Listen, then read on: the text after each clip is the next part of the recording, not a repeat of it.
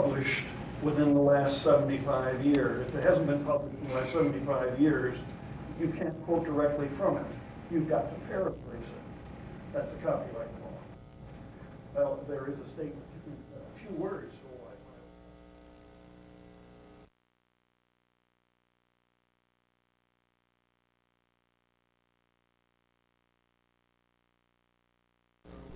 Well, we don't know. That thing is paraphrased. You know, what the hell you got? But I have.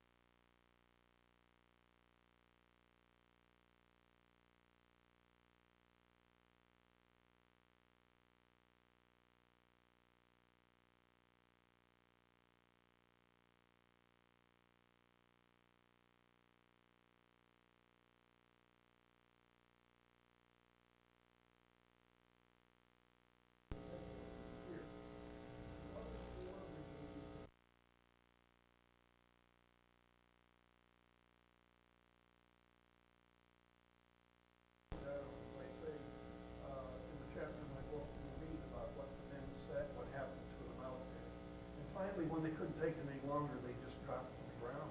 Otherwise, they would have been killed. You'll find that the men that were attacking here is one of the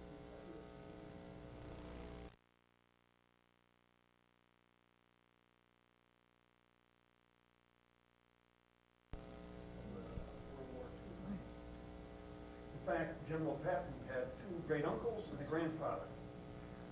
His grandfather, though, was killed later on in the war over in the Shenandoah Valley near Winchester. The battle became stalemated. And this, remember, started at 4:30. By 5 o'clock, it was pretty much over. Older word came out, charge again. And there was just nothing to charge with. If they moved, they'd be shot. Many of the men were able to get back to the lines, but a large number of them were out there, either dead, wounded, or couldn't move. They hugged the ground. They tried to dig little places for themselves, pretended to be dead. And this is, I told you, this is Tidewater, Virginia on June 3rd. It was a hot day. Now, mind you, in this battle is the bloodiest period of time in the Civil War. I haven't forgotten that Antietam was the bloodiest day of the Civil War. Gettysburg was the bloodiest battle, 3 days of the Civil War. Remember I mentioned the Union lost 8,000 men between 11:30 and about 5 o'clock in the evening on December 13th, the charge at Fredericksburg? 7,000 men were killed, wounded, and missing in about 20 minutes at Cold Harbor. That kind of gives you an idea. That's the bloodiest period of time. Not because I said so. You'll find there's a marker down there at the National Cemetery at Cold Harbor that says the same thing. And because of that, you'll find that Cold Harbor comes off as being one of the horrendous battles of the war. You'd think that the Southerners must have had machine guns to kill and wound that many men in 20 minutes, and they didn't. But it was canister from cannon, and it was the rifled musket that were responsible, and the men walking upright, going toward. Now, I heard some of them describe the regiment as a hard-luck regiment, as if, you know, bad things happen to this group. Well, bad things happen to a lot of regiments if you read about the Civil War. I'll tell you what really happened to them. They were caught in a system like the other men, fighting a war with outmoded weapons, or I should say outmoded methods, rather, but advanced weapons. And they were fighting the war the way they were trained to do it. They were doing exactly what they were taught to do. And so what happened was, fighting as good soldiers, they were caught in a death trap here at Cold Harbor. Of all the 50,000 men in these three corps that charged at Cold Harbor, think of all the regiments that were involved, the regiment that suffered the largest number of men killed and died of battle-related wounds Artillery. That was where they got their name started, was the Bloody Eighth. And just so, before we won't be going to the end of the war here, just so you get an appreciation of all the over 200 regiments from New York State, infantry, cavalry, artillery, engineers, light artillery batteries, and so on, the regiment that had the largest number of men killed and died of battle-related wounds was the 8th Heavy Artillery. In the entire Union Army, it had the second largest number of men killed and died of battle-related wounds of any regiment in the entire war, in the Union Army. Only exceeded by the 1st Maine Heavy Artillery. So now you get an idea why it's called the Bloody Eighth. And so it was that Colonel Porter led his men. I think that's important because here you have a man. He doesn't stay behind his troops. And believe me, there were many officers in the Civil War that didn't get out and lead their men. They would make sure the major or the captain who's in charge of the companies went first. Colonel Porter led his men. And it wasn't very long before the attacks started that he was hit by a bullet and went down. He got up again and hollered to his men, close up on the thigh, boys, and went down again. When they retrieved his body, they found 6 bullets in it. So Colonel Porter has set the example for the regiment. If you want a hero from Niagara Falls in the Civil War, you have one right here, buried in Elkwood Cemetery, just a few blocks from here. Well, I mentioned that the men had to drop in place and stay there because of the fact that the Confederates controlled the battlefield. Well, normally, what would happen in that situation? A general would probably say, send a message to the opposite side and say, I'd like an opportunity, a truce, so I could retrieve my dead and wounded off the battlefield. General Grant didn't do this. But he'd done this before, same thing at Vicksburg. In talking with the ranger at Cold Harbor, the visitor center at Cold Harbor, I said, that wasn't one of Grant's finest hours. And he said, by all means, it wasn't. You see, because if a general asked the other general to give him time to get his wounded and killed off the battlefield, it was a mission they were defeated. And that was something that General Grant was not about to admit. Now, it wasn't just General Grant's ego that was involved here. He knew that at this time, the Lincoln government was starting to suffer because they looked upon General Grant when he was appointed General-in-Chief back in March of '64 as being the person who's going to defeat Robert E. Lee and move on to Richmond. Well, the casualty list started growing and growing and growing. There were no more beds available in the Virginia area. They filled up the beds in Alexandria. The hospitals were filled in Washington, in Baltimore. You realized that some of the men of the 8th Heavy Artillery that were wounded were shipped as far away as Providence, Rhode Island. 2 of them died there in the hospital. Some were even shipped to Rochester, and some to New York City. So this gave you an idea of the tremendous casualties. And so, shortly after the battle, Secretary of War Edwin Stanton came out with a statement that, there had been an engagement here, but it was of minor consequence, It didn't take long for word to come back to the states in the North that this had been a slaughter.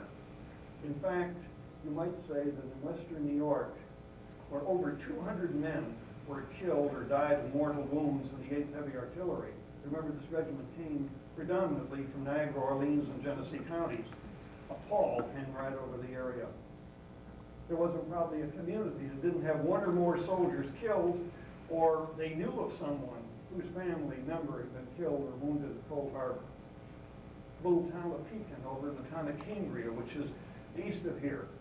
Small little town. Pekin isn't much larger today. 7 men died in the Battle of Cold Harbor from that one community. And so it was that word got back that this was a terrible battle of the first order. You'll find that nothing happened during the first day. This was on a Friday, June 3rd. The next day, the wounded that can't move off the battlefield are still out there. Now, some of their friends had sneaked out at night. As long as you didn't have a moonlit night, you're okay, and retrieved some of the wounded. And some were able to crawl back if they weren't hurt too bad, or those that weren't wounded were able to crawl back to their lines. And the men of the 8th began to hear their friends out there who were wounded calling out for water, calling out the names of their mother, their wife, asking God to take them because they were so badly wounded they wanted to die. And you can probably imagine how the men felt listening to that out there on the battlefield and not being able to do a thing. If they went out, they'd be probably shot and killed. And so it was, the sun came up the next day on Saturday, June 4th. Same situation. No ceasefire. The sun goes down. That night, 5 men are going to conduct a little foray out onto the battlefield, the Cold Harbor. And it would be in this area here. And they are going to bring back the body of their commander, Colonel Porter. Now, the men involved, one was a sergeant. He later became a lieutenant. His name was Leroy Williams. And he organized 4 other men, Samuel Travis, John Duff, hope I remember all of these, Walter Harwood, and I'll dig up the other name in a minute. Please excuse me. As I told you, my memory's fading. In any case, 5 men went out in the battlefield. And as a result of their efforts, they were able to put a rope through the sword belt of Colonel Porter's body and drag his body back from the Confederate lines. It was about maybe about 80 feet from the Confederate lines. They then carried it for 3/4 of a mile to a hospital. From there, Colonel Porter had a servant. Now, remember, we're talking Union, we're not talking slaves. He had a servant who went along with him as an officer. This was quite ordinary, quite a common thing for officers to have a servant who went along with them. That servant went out and gathered up some crude wood and made a casket for the colonel's body. They shipped him up to a place actually up on the Pamunkey River, which was north of Cold Harbor, northeast of Cold Harbor.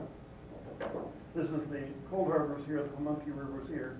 And this was a supply base for General Grant's army at that, or General Meade's army actually at that time. It's a place called White House. And from there, his body was shipped to Baltimore by boat. It was embalmed, by the way, at White House and sent to Baltimore. And then from there, taken by train back to Niagara Falls. Niagara Falls had a tremendous turnout of people. Schools were closed, and buildings were draped in black. There was a outpouring of community sentiment for Colonel Porter. Former President Millard Fillmore was in attendance at the funeral. And as a result, you find that Colonel Porter was buried over here in Oakwood Cemetery. Looking back on it, it was probably maybe one of the most wrenching of community occasions here in Niagara Falls during the Civil War. Because you see, the 8th Heavy Artillery had more men recruited from Niagara County than any other one Civil War regiment. Now, there were other fine regiments from Niagara Falls and in Niagara County. 151st Infantry, and the 28th Infantry, the 2nd Mounted Rifles, the 23rd and the 12th Independent Batteries, all drew men from this area. But it's the 8th Heavy Artillery that had more men than any one other regiment. Colonel Porter, might go back just a moment, in his first marriage to Mary Cabell Breckenridge, had one son, Peter A. Porter. Mrs. Porter died 2 years after they were married in 1854, and the colonel didn't marry again until 1859, Josephine Morris. And they had 2 children. One Letitia Porter, who was born in 1861, and she had a brother George, who was born in 1863. Letitia, however, sad story, she died at the age of 3 in 1864, just about 4 months after her father was killed at Cold Harbor. while this might be the end of the story of the Porters, it was not the end of the story of the regiment.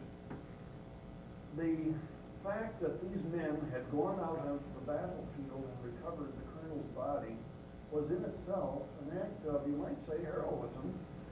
Although they didn't kill anyone, they didn't go attack the Confederates, but they thought enough of the colonel to risk their own lives going out onto the battlefield. And for that, those men received medals from the Century Club of New York City.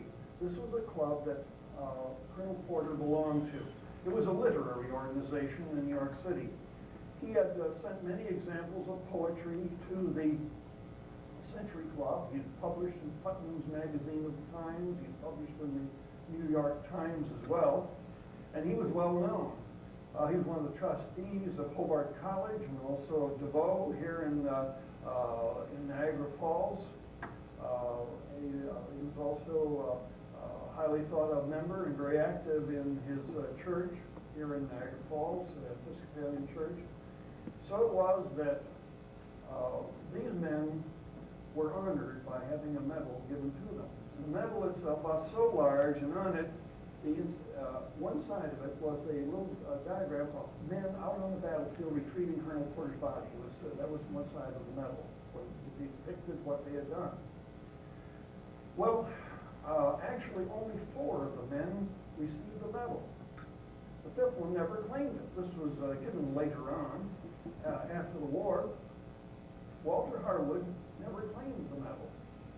He had gone to Oregon after the war for a while, and it wasn't until 1890 that he found out he was entitled to receive the Century Club Medal, which was given as a sign of his devotion to his colonel. And by that time, he was living down in Columbus, Pennsylvania. So he got in touch with one of the former members of the 8th, and who also got in touch with Peter A. Porter, the son of Colonel Porter. And so, and it was that Colonel Porter's son took a medal down to Columbus, Pennsylvania, and presented it to Walter Harwood. You'll say, well, what's so unusual about that? Well, you see, Walter Harwood was not Walter Harwood. He was in the 8th, but he wasn't outside of the 8th. Walter Harwood's real name was Walter Sherwood Simmons. Walter Simmons had joined the old Bucktail Regiment, the 13th Pennsylvania Reserves, in 1861. Now, he was a wee bit underage, so he was 18 with the legal age. Walter was only 14. And he left home and joined up with the Bucktail Regiment. Well, it was a matter of time. About 2 years later, word got to Walter, who was serving honorably in the regiment. His dad was coming for him, was going to take him home. He was 16 at the time. Well, Walter wasn't about to end his Army career, and so he deserted from the 13th Pennsylvania, joined the 8th New York Heavy Artillery. Just changed his last name. Walter Simmons, Walter Harwood. So finally the last man who was entitled to one of the Century Club medals received it, actually 25 years after the war was over. The person who I thought the 5th person's name, Samuel Travis. He's the 5th. Duff, Travis, Leroy Williams, Harwood, and now I lost the other one. Trying hard to keep hold of all these things. But the one who led that foray out onto the field was Leroy Williams, was from Genesee County. A couple of the men were from Niagara County, and others, one was from, I believe, from Orleans County, and I guess one of the others was from Genesee County, too. Sergeant Williams had led the group out. It was years after the war that he received another honor in addition to the medal given by the Century Club for his devotion to his commander and for leading this dangerous foray out onto the field. He was given a new medal that the government had come up with during the Civil War. They admitted a new medal. It was known as the Medal of Honor. Today we call it the Congressional Medal of Honor. And he's the only man in the 8th Heavy Artillery to receive the Medal of Honor. Now, one more little connecting fact. would you go to honor Leroy Williams? Well, you know where the Porter plot is, I'm sure, over here in Oakwood Cemetery. As you're looking at Colonel Porter's gravesite, a little bit off to the east, northeast, walking maybe, not more than maybe a couple 100 feet or more, is the gravesite of Leroy Williams. Isn't it coincidental? They're both buried in the same cemetery. A man lost his life in the battle, a man who helped bring back his body. And so it is that the 8th Heavy Artillery probably was very fortunate to have men like Colonel Porter. There was another colonel, too, that succeeded him, Willard W. Bates from Orleans County. He died a similar type of death, leading his men. The third commander of the regiment was James Willett from Genesee County, and the fourth commander was Joel B. Baker from Niagara County in the town of Cambria. And so it was that the 8th Heavy Artillery is known as the Bloody Eighth or Porter's Regiment, really because of the heavy losses it suffered and because of the respect for their commander. After the war, they formed an 8th Heavy Artillery Association. At the beginning, in 1865, right as soon as the war was over, they formed the 8th Heavy Artillery Association, and they would meet on August 22nd, which was the day on which the first members of the regiment, when they were 129, were mustered in at Lockport. It was August 22nd. The only difference would be if the 22nd fell on Sunday, they would hold a meeting on another day, either the 21st or 23rd. So it was never held on Sunday. The officers were the president of the organization. And later on, the honorary president of the organization was Peter A. Porter, the son of Colonel Porter. And later on, as the years passed by, you'll find that that honor passed on to his grandson, C. Breckenridge Porter.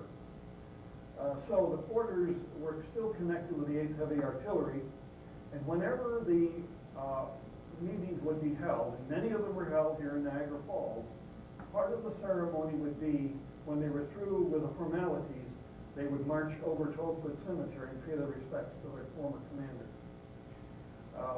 It was, you find that in Niagara Falls, the last member of the 8th Heavy Artillery and your last Civil War veteran died in 1937. He was not only a member of the 8th Heavy Artillery, he was the very last member of the Civil War veterans in the city. Richard Johnson. He died exactly 73 years after the regiment left Baltimore to head south to go into Virginia. Richard Johnson was buried, according to his obituary, in his Civil War uniform. It's not uncommon. Many of these men would choose to be buried in their military uniform. It's amazing to me. I don't know, maybe some of you were in World War II or Korea or Vietnam or whatever. Did you try and get into your uniform today? I don't know. I've outgrown mine. Not that way, that way. When I think of the size of the trousers, I get one leg in, maybe that's about it. You'll find that the second to the last man in the 8th Heavy Artillery was George Howard, down in Buffalo. 8th Heavy Artillery.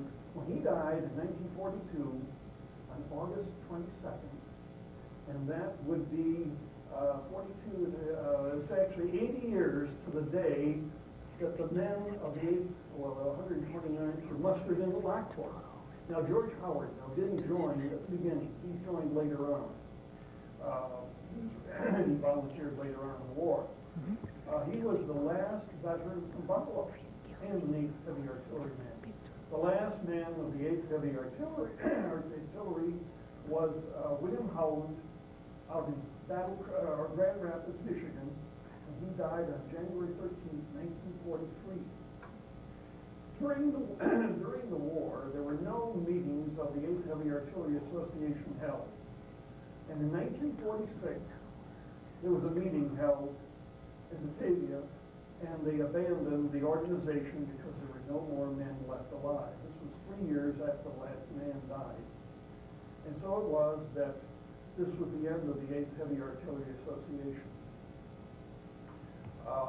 You probably realize that this 135th anniversary is a significant one for not only for recognizing the 8th Heavy Artillery, the Battle of Cold Harbor, but also the death of. You're more than welcome to come up and take a look at as soon as I'm through here. You'll find that, of course, you're familiar with Colonel Porter's likeness here. This is John Breckinridge. This was General Gibbon, who was in charge of the 2nd Army Division of the 2nd Corps. And some of these also are, some pictures on here were some men who were also in the 8th Heavy Artillery and are located, you'll find they came from areas nearby.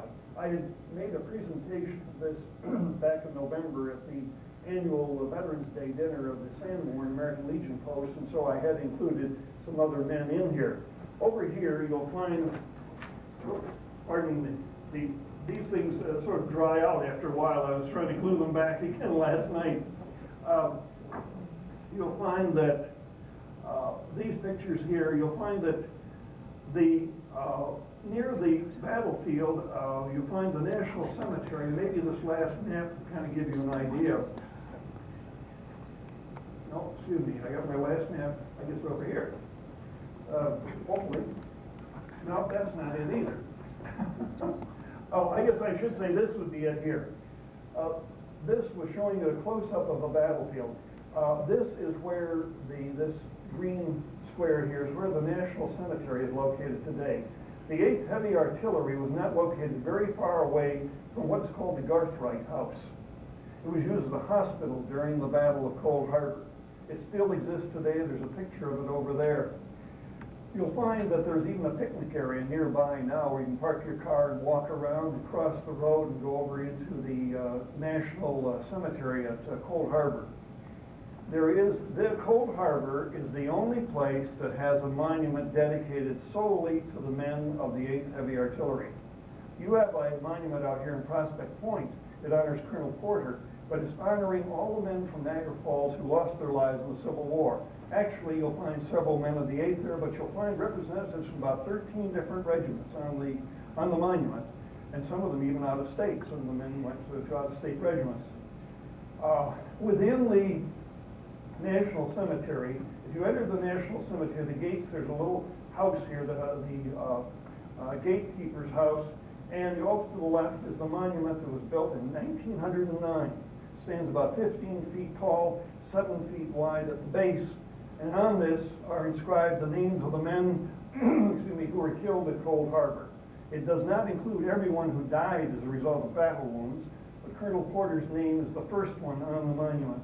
And you'll find that the monument, and I apologize for some of these things popping off here, but this is the picture of the monument here. And this is two pictures composed together. It's very difficult to get any good picture of the names on there because in the shades, continue, never be in the sunlight, and you try flash, and it's only limited. So you'll find, though, that there are only 2 men of the 8th Heavy Artillery that have separate markers. The reason that they have separate markers is the fact that they were killed by sharpshooters after the battle, several days later. And so they knew who they were. You see, because maybe I left off too early in terms of telling you about this, the dead that were left out on the field and wounded. That went on from June 3rd to June 4th to June 5th to June 6th to June 7th. It was June 7th before General Grant sent word to General Lee that he wanted a truce. And the truce was then for a short period of time granted, and they went out and they only found 2 men still alive on the battlefield. Now, of course, a large number of them had been brought off the field, the wounded had, but many of them had died on the field. Remember, we're talking 7,000 men killed, wounded, and missing in that battle. And so it is that they find that the men that were brought off the battlefield, it was terrible. Can you imagine having men dead lying out in the hot Virginia sun for several days? The smell of death was all over the battlefield. Bodies were bloated. Men went out trying to find, they couldn't recognize their friends because their bodies were bloated and black of the sun. And so it was a ghastly situation. They buried them very quickly, shallow graves, no monuments. They would probably sometimes would stick a piece of wood in. If they had a pencil, they would inscribe the name on the piece of board. If not, they'd scratch it in with something sharp. Then assuming that the weather wasn't too bad, and maybe storms didn't come along and knock over the piece of wood with the name on it, or that the shallow grave would suddenly be worn away by erosion over a period of a year, and suddenly you had parts of the body sticking up through. It was a ghastly scene. A colored regiment, at that time was known as the United States Colored Troops. There's a picture down here. Were assigned the job of digging up the bodies, and then they were going to be relocated in what would become the National Cemetery at Cold Harbor. When they found the bodies, they would sometimes find the uniforms with just skeletons inside of them. Ghastly fact, but you'll find that some of the farmers' pigs have been rooting around in the shallow graves and so on. It's the bad side of war. I might say that my book was never designed to glorify war. It was, however, designed to honor the men who put themselves in harm's way fighting for their country. And so it is that this is a monument toward the back of the cemetery where there are 889 unknown soldiers buried from the battles of Mechanicsville, Savage Station, Gaines Mills. This was in 1862, McClellan's Peninsular Campaign, and also the Battle of Cold Harbor. They don't know who they are. The monument that you have at Cold Harbor is just that, a monument. There are not any men buried underneath it or near. There are large numbers of course, gravestones there, but only two. Passmore and Smith are the only ones that are recognized who they were.